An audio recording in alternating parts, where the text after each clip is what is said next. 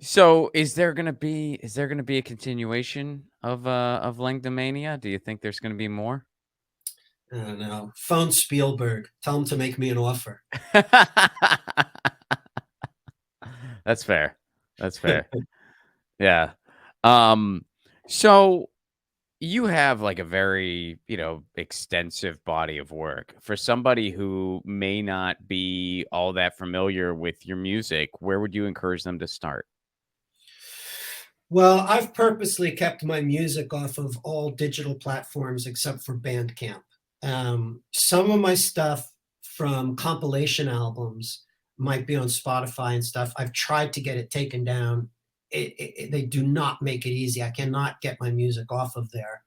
Um, so it's Bandcamp. So if you want to remind your listeners, my name is spelled Lach. So it's Lach bandcamp.com. So it's latch.bandcamp.com. And there's a bunch of stuff up there they could listen to right away. But what I encourage people to do is to subscribe to become a fan of mine on Bandcamp because A, it's really cheap. It's like 50 cents a week. And B, they get lots of cool stuff. So as soon as they join, they get instantly all of my albums with all of the artwork. They get all of my singles. They get my BBC radio comedy series. And then every 2 weeks, I put out a new single and cartoon, and they get that exclusive to the fans. And it really, What's the I love cartoon it. about? The cartoons are generally, I have a comic strip called Wentworth. Oh, And nice. so it's this character Wentworth, and he's sort of like, what is he like? I want to, you know how you do it's this meets that, like Mhm. like we said, our book was Narnia meets Ferris Bueller, right? Mhm. I've got the first part. He's pink. Oh, I got it. He's Pink Panther meets Bugs Bunny. Oh, nice. Oh, that's Yeah. cool. Yeah, no, I have a comic about me and my cat. It's called, Lucy and Ron. It's, Okay. yeah, the illustrator's actually out in New York, and then I'm here in LA, so we're cross coast, Oh, that's great. production, but yeah. Oh, that's great. Yeah. So all of that stuff is on Bandcamp, latch.bandcamp.com.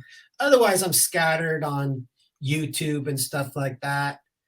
Ron, I've been thinking, like, as I've been sort of coming out of my hermit hermit lifestyle over the last couple of years, I've really been thinking about what is the difference between creating one's art and then putting the art out there. Now, in Mm, comedy, and I think comedy, I wouldn't say it's the only, but I think comedy is the art form that's most dependent upon other people. You know, yes. it's about making people laugh. And Mhm. if you're, especially stand-up comedy, I mean, if you're like James Thurber and you're a humorist, you could just write, or Mark Twain. But if you're a stand-up, if you're Richard Pryor or something, you need the audience. That's the gig. Right. So I understand that. But other than that, for me as a musician or as a poet or as a cartoonist or a writer or whatever, like, let's take songwriting. When I write a song, when the song is finished, I have a real innate sense of joy. I just get so high that the song has been finished. It feels great. And I have an urge to play it at least for one person. It feels like the song doesn't really exist until at least one person hears it. But after one person hears it, why is it important for more people to hear it? And when I listen to rock stars, get interviewed, and it's like, what do you hope will happen with your music? Invariably, as they say, I want as many people to hear it as possible. And my question is, why? Why is 100 people more important than one? Why is 1,000 more than 100? Why is 100,000 people more important than 1,000? It starts to me to sound like addiction, and I need more. I need more. It starts to sound like attachment to worldly things, and I'm not sure exactly if that's important to me. Mhm. Um, and so I've done a lot of thinking about it. And like the most I came up with a sort of weak answer was, well, it might be fun. You know, like, why do I want 1,000 people to hear this song? Oh, maybe it'll be fun. Or I'll say to myself, well, maybe there's someone out there that will benefit from hearing my song. And it's a form of doing service, you know, by getting the song out there and someone hears it and it helps them with their day, then that's a form of service. But I'm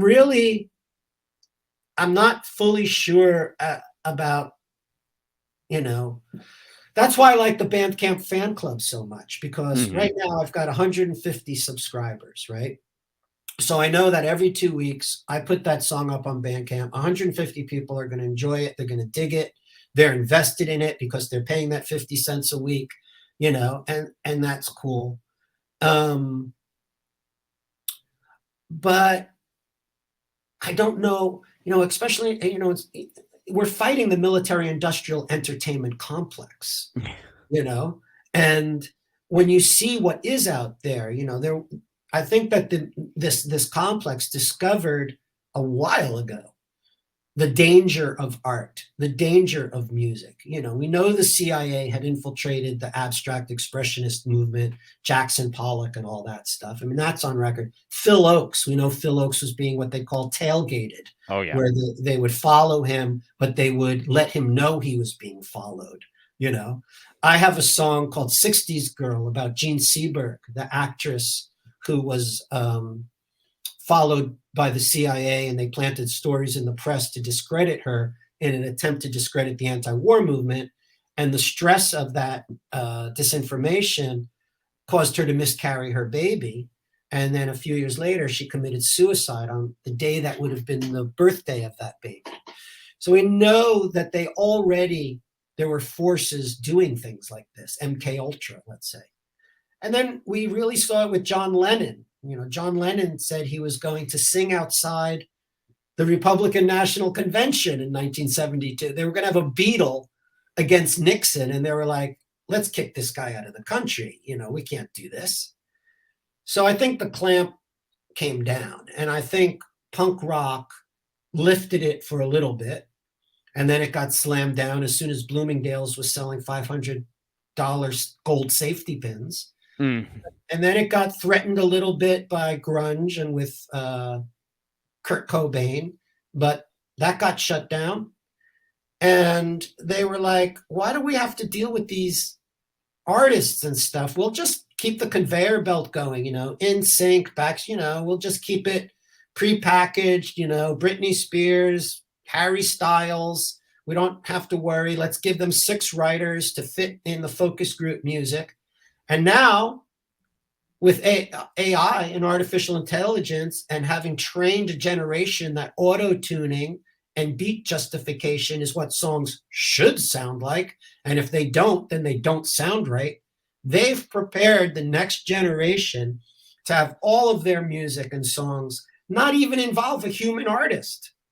It'll just be created by AI algorithms, and they'll put some cute person on the thing wearing some rebellious outfit, and you know that's going. So in anti-folk, we know that the true joy, the true magic, the true art still is that campfire that we gather around to sing our songs to each other, to be with each other in these secret underground bars that they're trying to close down, you know? And so that's where I tend to get my joy from. You know, that's where I'm not trying to change the world.